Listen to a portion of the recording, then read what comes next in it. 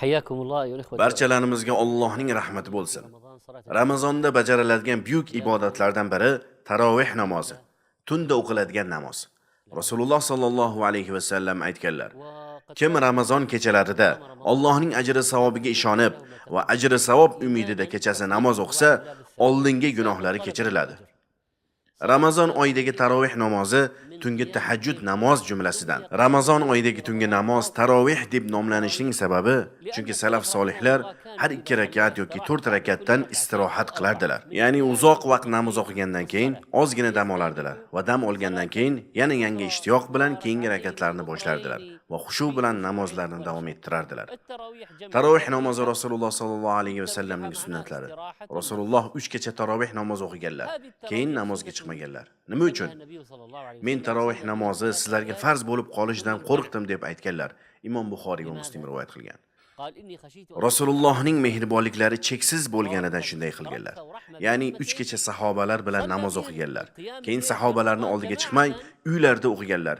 Sahobalar ham o'zlari alohida o'qishgan. Nima uchun sahobalar bilan o'qimay qo'ydilar? Farz bo'lib qolishidan qo'rqqanlari uchun.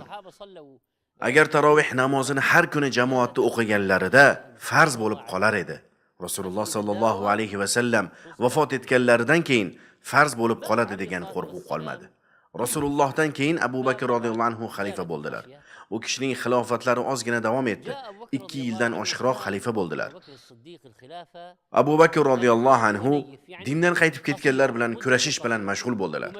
Va u kishining vaqtlari Arabistonda tinchlikni ta'minlash bilan va Arabiston tashqarisiga islomni yoyish uchun hozirlik ko'rish bilan o'tib ketdi.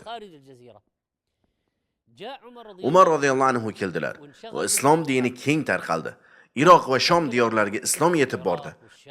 Umar radhiyallohu anhu ning davrlari uzoqqa cho'zildi. U kishi Abu Bakr radhiyallohu anhu ga nisbatan uzoq vaqt xalifa bo'ldilar. Shuning uchun ichkaridagi ishlar bilan shug'ullanishga ham imkoniyatlari bo'ldi. Bir kun Ramazon oyining kechasida masjidga chiqsalar, odamlar tarqoq bo'lib namoz o'qishyapti. Ba'zilar 3 ta bo'lib, ba'zilar 4 ta 5 ta bo'lib namoz o'qishyapti. Umar radhiyallohu anhu namoz o'qiyotganlarni bir imomga jamlab qo'ysam yaxshi bo'lar ekan dedilar. Shunday qilib Rasululloh sallallohu alayhi va sallamning sunnatlarini tiriltirdilar. Rasululloh farz bo'lib qolishidan qo'rqib, jamoat bilan o'qimagan edilar. Vafot etganlaridan keyin qo'rqiladigan narsa qolmadi. Abu Bakr radhiyallohu anhu ning vaqtlari oz bo'ldi va katta ishlar bilan mashg'ul edilar. Va Umar radhiyallohu anhu ning xalifalik davrida bu sunnatga amal qilish vaqti keldi. U kishi Ubay ibn Ka'b radhiyallohu anhu ni imom qilib qo'ydilar va sahobalar u kishining ortida taroveh namozini o'qishni boshlashdi va Rasulullohning buyuk sunnatlariga amal qilish boshlandi. وأعيدت وعادت تلك السنة العظيمة.